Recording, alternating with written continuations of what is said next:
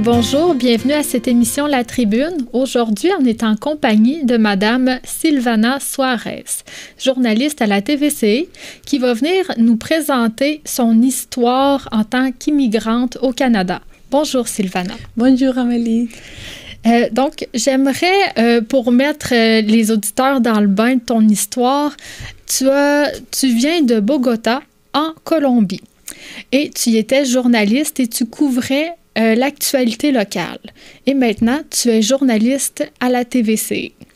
J'aimerais que tu nous dises, premièrement, comment s'est déroulée ta vie au Québec à partir du moment où tu y es arrivée? Mais oui, Amélie, bon, comme tu l'as dit, j'étais journaliste à la Colombie et j'ai essayé là-bas d'avoir de mieux opportunités de travailler. C'est pour ça que j'ai décidé de venir ici au Canada à étudier le français et l'anglais pour retourner à mon pays et avoir de mieux opportunités de travail dans des organisations internationales. Et bon, je suis arrivée en 2019 pour faire un cours de français et anglais. Et bon, dans ce moment-là a commencé mon histoire ici au Canada, au Québec, et je suis arrivée à Montréal en première. Mais bon, c'est mon idée, dans le début, c'est de retourner à la Colombie pour continuer mon profession de journaliste. Mais bon, la vie m'a donné une très belle surprise ici à Canada de connaître mon mari, la personne qui est avec moi. Et c'est pour ça que mon plan a changé tellement. Et dans le fond, tu es venu apprendre le français ici et tu m'as expliqué la manière que tu t'y es pris pour apprendre le français. Et des fois, tu me partages, j'aimerais mieux prononcer tel mot ou tel truc, mais tu y es arrivé vraiment de manière autonome. J'aimerais que tu nous racontes ton histoire. Oui, c'est une histoire, bon, je la raconte maintenant, je dis, on peut dire comme drôle, mais dans ce moment-là, quand l'histoire a commencé, ça a été un peu difficile parce que j'avais des plans de rester ici 6 mois, 9 mois, mais après, comme je l'ai dit, j'ai connu mon mari. Et on a décidé de vivre ensemble, de vivre au Canada. Et bon, mon statut dans ce moment-là a changé. J'ai dû d'entrer comme de... Quand je connais mon mari et il avait un statut de demandeur d'asile. Alors, j'étais dans ce moment-là son conjoint de fait. J'ai dû rester aussi avec les mêmes statuts que lui, de demandeur d'asile. Mais bon, ça a été un début un peu difficile, pas beaucoup d'argent, pas beaucoup de... Il n'y avait pas de zone de confort. On a dû travailler très fort pour acheter tout, pour bien vivre ici à Canada. Mon mari travaillait dans la construction, dans les ménages, moi aussi. Alors, on a travaillé très fort pour pouvoir survivre ici à Canada. Et il est arrivé avec son enfant de 12, maintenant il a 12 ans. Mais dans ce moment-là, il avait 7 ans. Alors, c'est aussi un travail de travailler et être avec lui tout le temps. Et après, il n'y avait pas de garderie? Non, dans l'école. Il allait à l'école. Oui. Il est allé à l'école dans ce moment. Mais bon, on doit être à la maison avec lui dans l'après-midi, mais aussi on doit travailler fort pour toute notre chose. Et dans ce moment, je n'avais pas un permis de travail, alors j'ai dû rester beaucoup de temps à la maison. C'est mon mari qui a dû travailler fort pour nous. Et après seulement quelques mois, j'ai tombé enceinte. Ça a été une surprise parce que, bon, Et avec notre statut, c'est pas facile de commencer avec un bébé ici.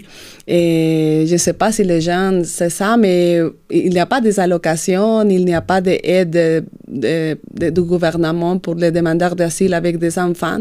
Alors, ça a été comme un défi pour que mon mari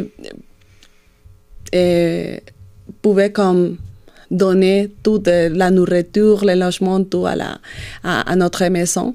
Et on n'avait pas une voiture, on n'avait pas beaucoup de choses que, bon, dans ces moments, ça a été comme un peu difficile de démarrer. Mais avec le temps, je pense qu'on commence à s'habituer ici à Canada, à la culture, à faire des activités, à connaître des gens pour comme améliorer l'expérience de commencer avec une famille, avec, bon, le statut que dans les fonds, c'est important parce que ça change beaucoup les droits qu'on a ici à Canada.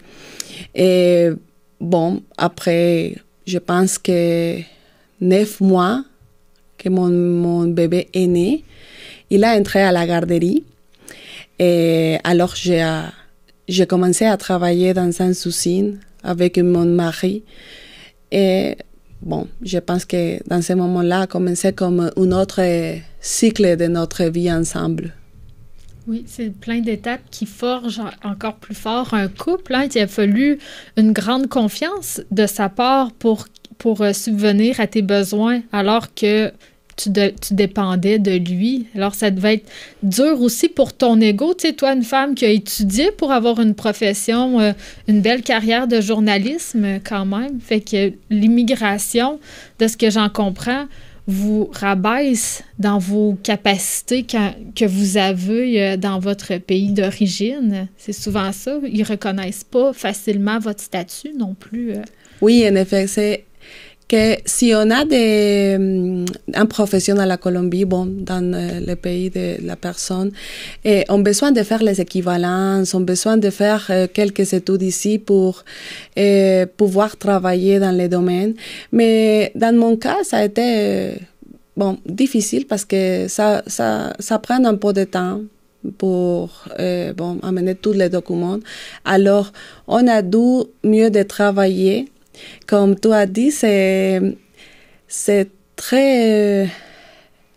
un défi de travailler dans des domaines qu'on n'a jamais pensé à travailler. C'est incroyable quand on a fait des ménages, bon, comme ça. Ce n'était pas mon plan dans les débuts. C'est difficile pour moi de me rencontrer des personnes et dire, bon, j'ai besoin de travailler dans quelques domaines. Je peux être femme de ménage, je peux être, bon, oui, comme de travailler dans les ménages. C'est un peu difficile parce qu'à la Colombie, j'ai été professionnelle. Mais le statut ne permet pas comme d'étudier dans ces moments, non? C'est si tu es demandeur d'asile, tu ne peux pas étudier professionnellement. Et bon, et il n'y a pas d'aide économique pour étudier non plus. Alors, on doit attendre. Je pense que le processus t'enseigne beaucoup de patience. Beaucoup, beaucoup. C'est comme on doit aller lentement tout le temps. Mais oui, c'est un défi de rencontrer aussi qu'on change beaucoup pour être une meilleure personne dans le processus. On apprend beaucoup de choses, de bonnes valeurs qui, je pense, que te rendent une bonne personne à la fin. Tu n'aurais pas développé autrement que dans l'attente. Oui, c'est ça. Alors, je me sens très fière de moi après tout le processus. C'est un accomplissement en soi. Mais oui, j'ai eu beaucoup de force pour comprendre que, bon, la vie change et on doit s'habituer. On doit être résilient des fois. Puis, comment t'es venu le désir d'être journaliste? On se rapporte à quand tu étais à Bogota. Qu'est-ce qui t'a inspiré vers cette profession-là? Dans mon pays, il y a beaucoup de problématiques, malheureusement. Il y a beaucoup d'injustices. Alors, je pense que la profession de journaliste te permet de t'approcher un peu à toutes les problématiques qu'il y a, à tous les gens qui ont besoin beaucoup de choses, de nourriture, de maison, d'étudier. Et malheureusement, il y a beaucoup de villes, la Colombie, beaucoup de personnes qui n'ont pas des villes qui n'ont pas des écoles, des personnes qui n'ont pas le droit qui n'ont pas l'argent d'étudier, pour manger aussi. Alors, quand tu vois ça et tu es une personne sensible comme moi, tu décides d'essayer d'aider les autres. Je pense que le journalisme est une belle façon une bonne façon de t'approcher aux gens, de raconter les histoires, de montrer les problématiques dans les réseaux sociaux, que tu sais qu'il y a beaucoup de gens qui regardent ça, pour essayer de rencontrer des solutions pour toutes les personnes qui ont besoin d'aide. Et j'ai réussi à faire de bonnes choses avec mon travail là-bas. J'ai travaillé dans la radio. Alors, on faisait beaucoup de plaintes, on dit comme on racontait beaucoup des histoires de personnes et les institutions des fois ils aidaient beaucoup les gens quand on parlait de ces problématiques. Dans le fond, vous donniez la parole à ceux qui vivaient des problématiques et vu que vous étiez un réseau de communication, enfin les gens qui pouvaient régler les problèmes s'approchaient. C'est ça? Mais oui. OK. C'est ça. C'est que dans la Colombie, les moyens de communication ont beaucoup de pouvoir. Okay. Beaucoup, beaucoup. C'est plus qu'ici? Je pense que oui. OK. Je pense que oui, parce que si on montre quelque chose dans la télévision, dans la radio, les organisations on peur un peu de... Oui, c'est bien. Oui, c'est bien. Alors, ça nous donne un peu le pouvoir d'aider les autres parce que si on dit, qu'est-ce qui se passe avec ça, avec la problématique, pourquoi les gens vivent comme ça, des fois les organisations font son travail pour changer les choses. Se mettre en action. Se mettre en action, oui, c'est ça. OK, parfait.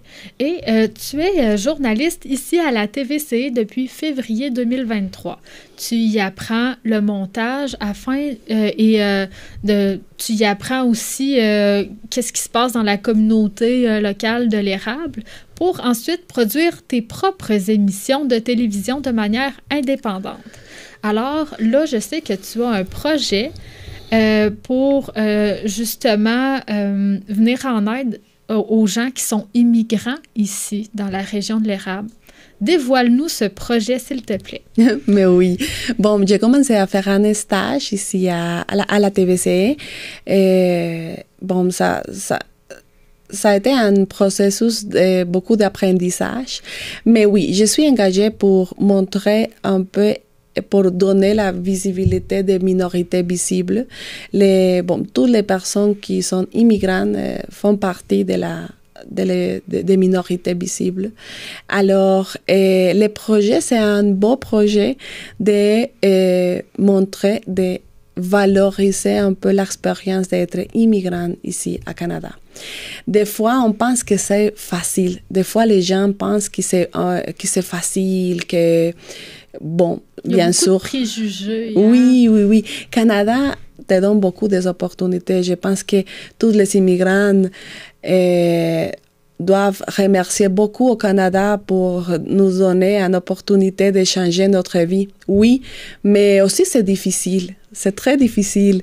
Comme je te racontais, on doit changer la façon de vivre, on doit changer son travail, on doit changer la langue, on doit changer beaucoup de choses. Oui, et même les vêtements pour l'hiver, c'est pas facile pour nous parce qu'on n'est pas habitué à l'hiver.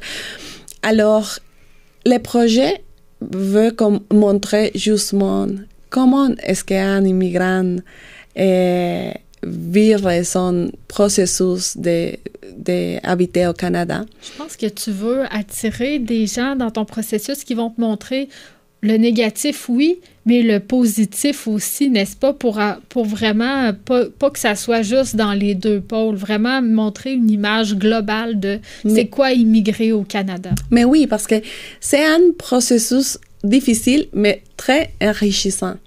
Alors, je pense qu'il y a des mauvais moments, il y a des moments difficiles, mais à la fin, c'est un processus qui te donne beaucoup d'apprentissage. Alors, si on peut montrer les efforts qu'ils font les immigrants, tous les efforts, c'est beau ça parce que les gens peuvent voir comment est-ce qu'on doit s'habituer ici à Canada. En commençant dans la communauté latino-américaine, je parle plus de la communauté latino-américaine parce que c'est mon communauté, mais la langue, oui, c'est ça, on doit arriver ici pour parler dans une langue qu'on ne connaît jamais. Alors, c'est beau de montrer, c'est important de montrer que c'est un défi important pour les immigrants qui arrivent à Canada. Tu es obligé de devenir un administrateur ou une administratrice, hein? Avec toute la paperasse que ça prend, toutes les mises à jour, les gens s'y perdent. Puis j'ai vu aussi que tu essaies d'outiller par tes capsules journalistiques, tes émissions journalistiques, les gens qui sont immigrants ici. Tu utilises dans le fond ton médium pour assurer une continuité de ce que tu faisais à Bogota d'une certaine façon. Tu veux aider les gens avec ces émissions-là, leur redonner espoir, puis nous qui sommes nés ici, nous montrer, nous enseigner un peu d'être dans l'accueil de tout ça. Je voulais que quelqu'un me raconte son expérience pour améliorer les miennes, parce qu'effectivement, on ne sait pas beaucoup de choses qui c'est important de savoir quand on arrive au Canada. Alors, je pense que à travers des histoires, c'est une façon de prévenir les gens, de donner de bons conseils pour que l'expérience soit pas trop lourde, trop difficile dans le début. Que je pense que dans le début, c'est le moment où on dit « Qu'est-ce que j'ai fait ici? Pourquoi est-ce que j'ai venu à Canada? » Bien, aussi, tu as rencontré ton conjoint par hasard. Hein? Ici, tu me disais qu'il vient de Bogota, lui aussi. Ça ramène à ça. Si tu étais resté à Bogota, puis lui aussi à Bogota, vous vous êtes jamais rencontrés de votre vie quand vous étiez là-bas, imagine. Vous vous êtes rencontrés ici. Il y a aussi des synchronicités incroyables là, que ça amène de rencontrer des gens. Il y a des amitiés qui se sont forgées aussi entre immigrants et personnes nées de souche ici. Ça donne lieu à plein de belles histoires. Mais oui, c'est une chance d'avoir trouvé mon mari parce que je pense que c'est mon ami, c'est mon ami, mon collègue, mon mieux accompagnant dans ce processus. Oui. Alors, il connaît l'histoire, il connaît la vie à la Colombie. Il est arrivé un an avant que moi. Alors, il savait beaucoup de choses que moi, non, dans le début. Et ça m'a aidé beaucoup à être patiente, à persévérer, à comprendre que dans les débuts, c'est pas facile, mais on doit être courageux, oui, qu'on doit travailler dans quelques domaines, qu'on doit travailler fort, qu'on doit s'habituer à les systèmes de transport, qu'on doit s'habituer à l'hiver, qu'on doit s'habituer à beaucoup de choses.